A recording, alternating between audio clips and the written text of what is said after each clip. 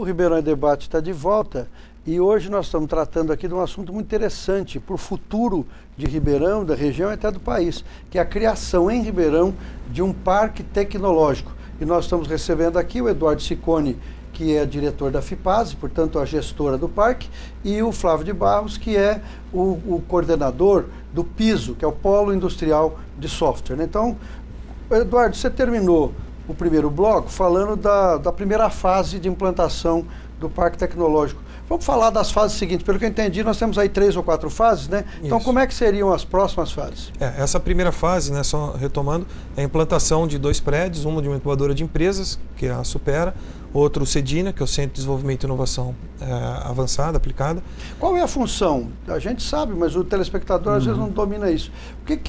Qual é a função da CEDINA e qual é a função da Supera? A Supera é uma incubadora de empresas, né? Então, como o próprio nome diz, o auxílio a criação de novas empresas. Quer dizer, empresas de base tecnológica. De base tecnológica. Sempre que não empresas tem, de que base estão nascendo, que dependem de investimento, do local para se instalar, de pesquisa, o local próprio. Suporte da área de gestão, consultorias, treinamentos. E a Supera fornece toda todo esse infra, toda essa logística. Tanto na parte de infraestrutura mesmo, com salas individualizadas para a instalação das empresas, quanto no suporte na área de gestão.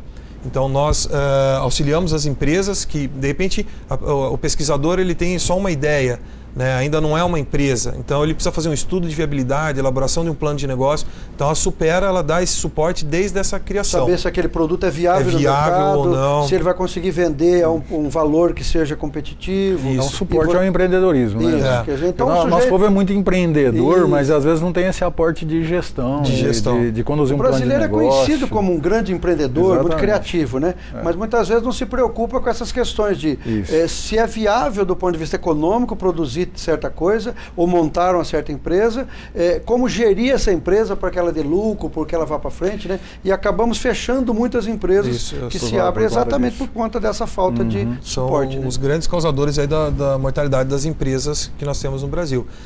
Existe até uma pesquisa do Sebrae que a taxa de mortalidade das empresas brasileiras gira em torno de 60%. Se você faz esse mesmo estudo dentro de uma incubadora de empresa, essa relação acaba se invertendo. Você tem uma taxa de sucesso em torno de 80%. Por quê? Porque a incubação, né, o processo de incubação, ela tem várias fases. Você tem o hotel de projetos, quando a pessoa só tem a ideia e aí precisa elaborar um plano de negócio ou fazer um estudo de viabilidade. Então a gente faz isso no hotel de projetos. O produto sendo viável, a ideia sendo viável, a gente consegue passar para uma fase seguinte, que é a pré-incubação, que aí ele tem um espaço compartilhado e nesse espaço compartilhado ele desenvolve um pouco mais o seu projeto. Já vai para a fase de protótipo, essas coisas. De protótipo, essas coisas. A fase seguinte é a própria incubação ou residência, que a gente chama. Que aí sim, ele tem uma sala individualizada e nessa sala ele desenvolve o seu projeto. Então a incubadora, ela serve para isso, para suportar esses empreendimentos, essas pesquisas que vêm da sociedade ou da universidade, dar o suporte tanto na área de gestão quanto na área tecnológica, para que esse empreendimento seja um empreendimento de sucesso, que tenha uma taxa de sobrevivência e consiga ir para um mercado competitivo. E qual o tempo médio de cada uma dessas fases? Quer dizer, primeiro momento, hotel de ideias, hotel de projetos, isso. Depois essa pré-incubação, depois a incubação. Quanto tempo isso normalmente demora? O hotel de projetos até 1 ano, a pré-incubação até 3 anos e a residência ou incubação até 4 anos. Total 8 anos. De onde vêm os recursos para isso, Eduardo? São o CNPq, FAPESP? Isso, depende muito. São os financiadores dos investimentos em ciência e tecnologia. Né? E as empresas pagam uma taxa de administração, né, pela utilização dos serviços, do espaço, tudo. E captam recursos junto ao organismo de fomento, FINEP, FAPESP, CNPq, e já na fase inicial da incubação começam a prestar serviço. Mas é importante falar que isso muda muito dependendo do setor de atuação da empresa. Né? Então, esses 8 anos eles foram pensados para uma empresa da área de saúde, né, que não consegue lançar um fármaco, um medicamento em menos de 8, 10 anos. Agora, já a empresa de TI... Na verdade é um pouco diferente. Na sua área é diferente isso? Você consegue produzir com menos tempo. Com menos tempo. Também depende, como o Eduardo falou, né? O software tem várias frentes de atuações. Se você está trabalhando em conjunto com uma empresa para fazer um software embarcado, onde você já tem os parâmetros desse desenvolvimento, isso acontece muito rápido, né? O que você precisa ali da incubadora é para transformar uma grande ideia num grande empreendimento, não é isso, Eduardo? É verdade. No caso do software, você não precisaria necessariamente de um tempo tão grande, de 8 anos, né? Não. Se você vai imaginar um software de gestão chamado ERP, né, que é um software de gestão muito complexa, ele demanda um tempo maior de desenvolvimento, mas nunca tanto assim, né? Nunca tanto. E o que é Cedina? O Cedina é um laboratório, né, que foi, na verdade, ele foi formatado em cima da própria demanda das empresas do setor de equipamentos médicos hospitalares odontológicos. Então, o Cedina pretende fazer uma certificação desses equipamentos. Então, toda vez que uma empresa ela vai lançar um novo produto no mercado, esse produto ele precisa ser validado, ele precisa ser certificado, né? Então, a ideia do Cedina é que ele faça essa certificação. Hoje a gente ainda não consegue fazer isso, mas nós conseguimos fazer todos os pré-testes para essa certificação. Então, foi uma demanda que veio dos empresários, em que os empresários precisavam ir, por exemplo, até Porto Alegre para fazer todos os testes e a certificação dos seus equipamentos. E aí isso gerava, na hora dos testes, um monte de não conformidades. Custos. E aí volta, ajusta. Então nós montamos esse laboratório em Ribeirão Preto para atender. A ideia é que quando o parque entrar em operação, o Cedina consiga fazer Bom, então a primeira fase, construção de 2 prédios. A incubadora Supera e o Cedina, que é esse centro de apoio às empresas, né? Isso. E quais as fases seguintes? Nós temos depois a fase de implantação das empresas mesmo, mesmo no terreno do Parque Tecnológico, vai ser dentro da área da USP, são 300 mil metros quadrados, né, destinados à implantação da incubadora, de centro de pesquisas e de empresas. Tá? Então a segunda fase seria a urbanização dessa área onde haverá a implantação de empresa. Então você vai ter uma espécie de distrito industrial ali dentro, com lotes, com vários tamanhos. Isso, com lotes de vários tamanhos. Toda a infraestrutura para as empresas poderem se instalar. Isso, a gente só acaba não chamando de distrito industrial por causa desse habitat de inovação. Isso, tá. Né? Por causa das pesquisas ali envolvidas, por causa da comunicação e colaboração entre as empresas que ali se instalarão. E ele não é um distrito industrial comum onde qualquer empresa de qualquer ramo se instale. Só vai se instalar ali quem estiver ligado vamos dizer, ao escopo do Parque Tecnológico. É isso? E a fase seguinte, feito isso, então infraestrutura, lotes e tal. Nós temos ainda a criação do núcleo administrativo do parque, que é onde vai ser todo o coração do parque, a parte de gestão. Administrativo. Isso. E também a implantação de um centro empresarial, ou que a gente está chamando de aceleradora de empresas. Que seria o seguinte: quando a empresa ela está na incubadora, nem sempre ela tem fôlego para sair da incubadora e já se implantar numa área de repente de 1000 metros quadrados do parque. Então ela precisa de uma fase intermediária. Então a gente está no nosso projeto consta a criação de um núcleo empresarial, um centro empresarial. Coisas de espaços menores. Menores do que a implantação própria no parque, mas maior do que a sala da incubadora. Então é uma fase intermediária em que o crescimento da empresa ela é bem acelerado. Uma pergunta que eu faço aqui para os dois. Vamos começar aqui pelo Flávio, que ele está mais paradinho, porque a pergunta que eu fez você responder com muito tempo, né? É necessário. Mas é importante para o telespectador ter o domínio do assunto. Então, falei da importância desse parque para a nossa região e para Ribeirão Preto. A questão dos cursos.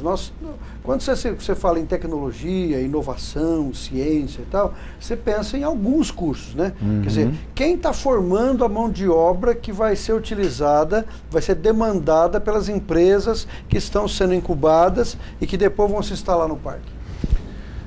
Aí existem alguns centros de formação, mas existe uma outra realidade. Assim, hoje essa formação está em mãos das instituições privadas aqui em Ribeirão Preto para a área especificamente de software, né? A USP tem alguns cursos nessa área, né? Agora, o que a gente percebe é assim, o quão suficiente é essa formação, tanto em termos de conteúdo quanto em termos quantitativos. O quantitativo por quê? Porque hoje nós já temos uma realidade no país que é assim, de um menor índice de desemprego, né, dos últimos anos todos que nós passamos. A série histórica nossa é dos menores. Isso tem afetado todas as áreas.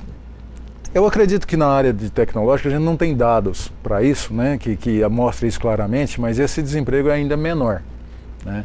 O que existe hoje é aquele desemprego de uma pessoa que saiu da empresa hoje até ela se recolocar na próxima, um período esses dias aí, né? Então, existe uma demanda muito grande, tanto de oferta quantitativa, de quantas pessoas estão chegando ao mercado, né, e o que o mercado está absorvendo, quanto do teor dessa formação, né? A tecnologia é uma coisa muito dinâmica, muito rápida, né, Eduardo? Então, você acompanhar isso, as grades curriculares acompanhar tudo essa inovação, esse ambiente todo de crescimento, é uma dificuldade aí, né? Então, eu acho que Ribeirão carece de trazer um pouco mais de curso nessa área para prover as demandas que virão do parque e também aquelas outras empresas que estão até fora do parque, estão, né, dentro da nossa região. Quer dizer, então pro pai e para a mãe que estão aí nos assistindo e para o rapaz e para a moça que estão aí preocupados com o vestibular ou com cursos técnicos, que hoje em dia o Brasil está desenvolvendo muitas escolas técnicas, né? E está passando aquele preconceito de que quem não fez faculdade não tem valor social, né? Muitas pessoas ganham muito mais fazendo um curso técnico do que fazendo muitas vezes um outro curso superior, né? Pensando aí nessa realidade, então acho que os pais hoje vão começar a dizer para o filho, olha, só não precisa necessariamente fazer uma faculdade. Você pode optar por um curso técnico de boa qualidade, que vai te colocar no mercado de trabalho, até talvez como um trampolim. Quer dizer, ele faz um curso técnico, começa a ganhar melhor, se emprega, e aí ele pode ir para uma faculdade até mesmo dentro da área que ele está, né? A FATEC, que estão falando que vai chegar em Ribeirão, há algum tempo também a gente ouve falar essa história, ela traz um alento nesse sentido? Olha, tem alguns cursos que vão atender a necessidade das empresas do parque tecnológico, né? É óbvio que a gente precisa sempre complementar, né? Até puxando um gancho do que o Flávio falou, eu acho que precisa ter uma aproximação maior dessas instituições de ensino junto às empresas, principalmente as empresas do setor de software, porque realmente a área tecnológica é uma área extremamente dinâmica, a área de software então é uma área que acaba sendo mais dinâmica ainda. A área tecnológica são áreas, as áreas que estão contempladas no parque são áreas bem específicas, né? Então nós precisaremos de cursos específicos para atender essa demanda. Como o parque ele é ligado à Universidade de São Paulo, alguns setores serão atendidos por cursos da própria Universidade de São Paulo. Ou cursos já criados ou cursos que haverão de ser criados, né?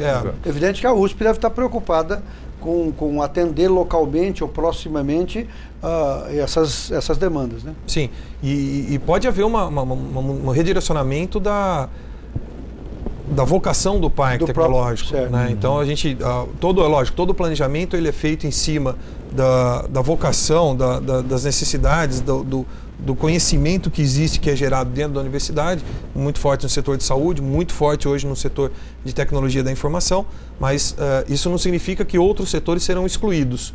Tá? Isso não acontecerá no parque tecnológico. O que uma empresa precisa para se instalar no parque, ela precisa ser de base tecnológica, comprovar isso daí, que ela tem pesquisa, que ela tem desenvolvimento, e também pelo próprio conceito de parque tecnológico, ela precisa ser uma empresa que ela tem uma preocupação ambiental, ela é ambientalmente saudável. Não é aceito no parque tecnológico uma empresa com poluidora com risco de poluição muito alto. Então a questão da sustentabilidade permeia todo o plano do parque. Todo o plano do parque. Okay. Agora, haverá necessidade de criação de curso para atender as empresas que se instalarão aqui, com certeza. Normalmente quando se instala um parque desse, é natural que as empresas comecem a direcionar atividades para isso, outras empresas venham para cá, que as próprias universidades ou instituições de ensino particulares comecem a direcionar cursos para atender essa demanda, né? Então, parece que isso é uma coisa que o parque começando a funcionar, ele vai atrair esses investimentos, né? Nós vamos a um intervalinho e a gente volta daqui a pouco. Lembrando que você pode participar do sorteio de 2 livros hoje, está aparecendo na tela aí o número do telefone e o e-mail para você manter contato conosco. Hoje nós estamos sorteando um livro que eu escrevi há algum tempo atrás, de poesia, chama Estátua Sem Praça, que você vai poder ser sorteado hoje e vai recebê-lo. E um livro brilhante, maravilhoso, lançado ontem por um dos maiores escritores de Ribeirão Preto, que é o escritor Menalton Braff, O livro chama Tapete de Silêncio. Esse livro também está sendo sorteado hoje. Participe, tá bom? Não saia daí que a gente está voltando.